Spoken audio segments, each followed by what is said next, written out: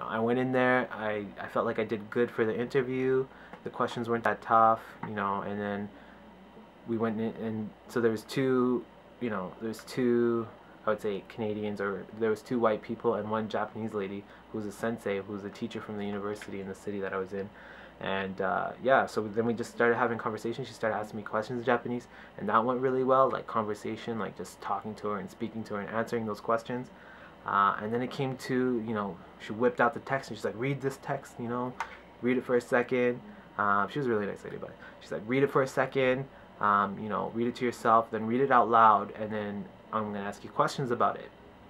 And when I saw it at first, I was like, okay, I can do this. I was like, I've seen this kind of level of text before. This is what we used to read all the time in school in Nagoya, and I should be able to handle this. And then I was just drawing blanks, man, on each kanji. I felt like I was like hooked on phonics, like a kid couldn't read through this text, and it was really like, like, what am I doing? I should have been prepared for this.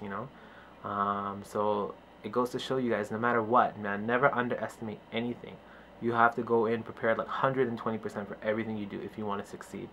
So I didn't get that opportunity, and it definitely was because a major component of CIR is translating and sitting there and being able to work in a Japanese office. So I underestimated that, and I didn't prepare enough for that, and now that's the life lesson that I learned. But I'm not too discouraged because I still got offered an ALT job, so they still want me a part of the program, which is really good.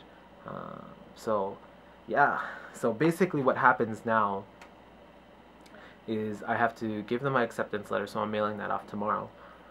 Then they're going to contact me in about a month. They're going to let me know which city I get placed, and then once I know which city I get placed, then I gotta sit and wait till I think it's like mid-August, and then that's when all of the jets get shipped off to Tokyo for the 3-day orientation, and then then they just send us to our schools and we start doing our thing for the year. So I'm actually, I was conflicted because, from the time that I originally went to Japan till now, like a lot's changed in my life. A lot's changed with my family. A lot's changed with me personally. Like I'm a completely different person from 4 years ago when I first went. And now I have a lot more like roots and connections and reasons to stay in Canada. And I feel like a lot of the times people who, no, that's not true.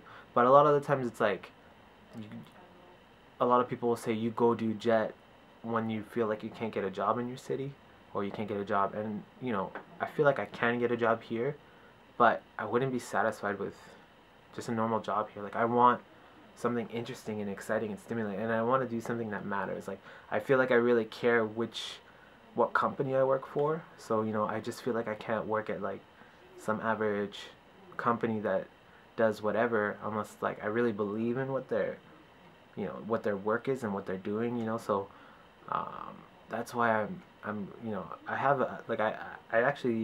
I really think that it'd be really cool to go and work in Japan and teach kids English.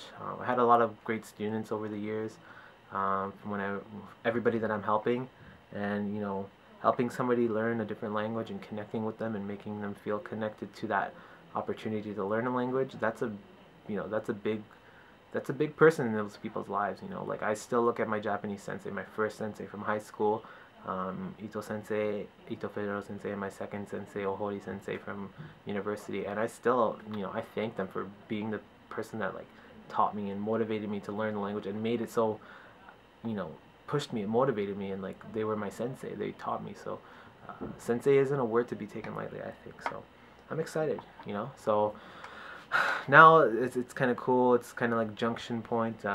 I'm finishing up my job at my university. Next week actually is my last day, and then my contract's done. And then I'm still gonna be in the city for the summer. And my girlfriend's actually going back to Japan to visit her family in June. So she's, that's the whole other situation, right? Like your girlfriend is gonna be here, and she's gonna be finishing up her schooling and stuff, and then I'll be going to Japan, so the whole long distance thing, and I know all the hassles and like issues that come with that too. So I think as long as you have a plan and a finish line, it's doable, and you have that plan and you follow that plan. So I've seen a lot of my friends succeed. I've seen a lot of my friends fail with long distance, but I do have confidence with that. But yeah, she'll be gone in June, and then we'll probably meet up in August, and I'll get to maybe meet her family and like chill with her in Japan, which would be kind of surreal because we never speak in Japanese at all. Just as jokes and as like on the side, so people don't hear us and things like that. We don't really speak Japanese, but yeah, that'd be kind of cool. Um, wow, it's been a while since I just sat and just chatted with you guys, so it feels kind of weird letting my hair down, if you can say that. Just gave it a good cut, but yeah, so it's gonna be surreal. And you know, I started watching a lot more YouTube now. I started watching I don't know, something Argonauts, because he did a lot of information videos about Jet that seemed really valid. There's another girl, I forgot her name, but she's like a cute girl that's doing Jet too, and her videos are good to watch just from different perspective. I can't believe I never really watched Claytonian. I just watched Tikyo Sam and Claytonian do do one of their Maji Yabai videos, and I think Claytonian is hilarious, so I'm stoked to, well, I wish he'd make more videos now, but it almost felt like nobody's making good videos. And then I started watching a lot more Ramen Gaijin videos.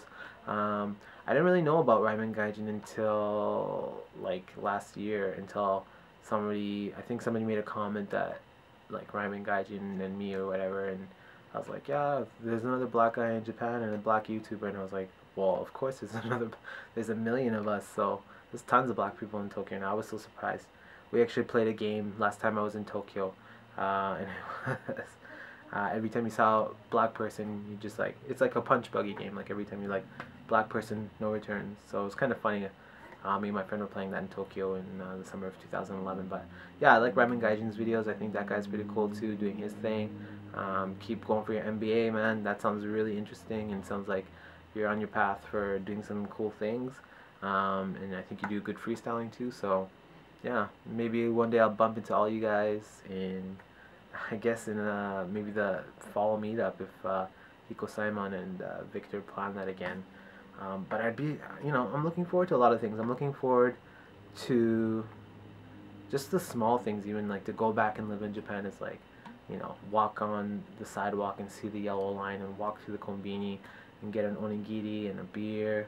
I'm looking forward to just those things, taking the train, sitting on the train and commuting and just reading something, or, you know, just the everyday kind of thing. I'm getting excited for that, just like everyday life.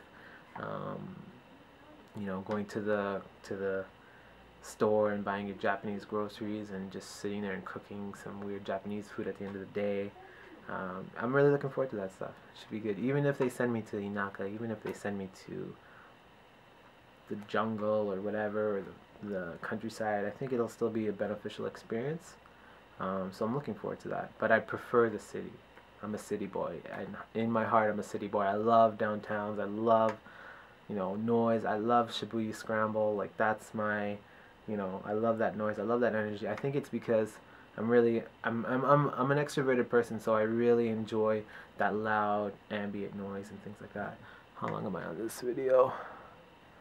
I only got about a minute left, so, you know, I'll try to wrap it up. But yeah, you know, lots of good things coming, hopefully.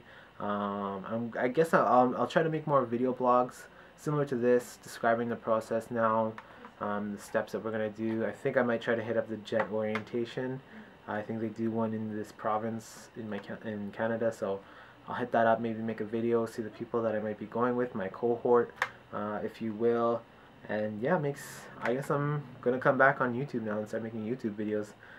Because I think my life will get a little bit more exciting. Sorry I don't make videos nowadays. I just don't really have anything that I literally work every day, and I literally just work on projects. Like, I volunteer now, and I help run an anime festival in my city called Animathon.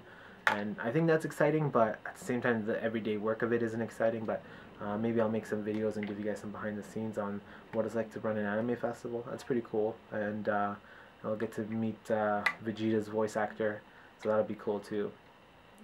Yeah, how much longer do I have?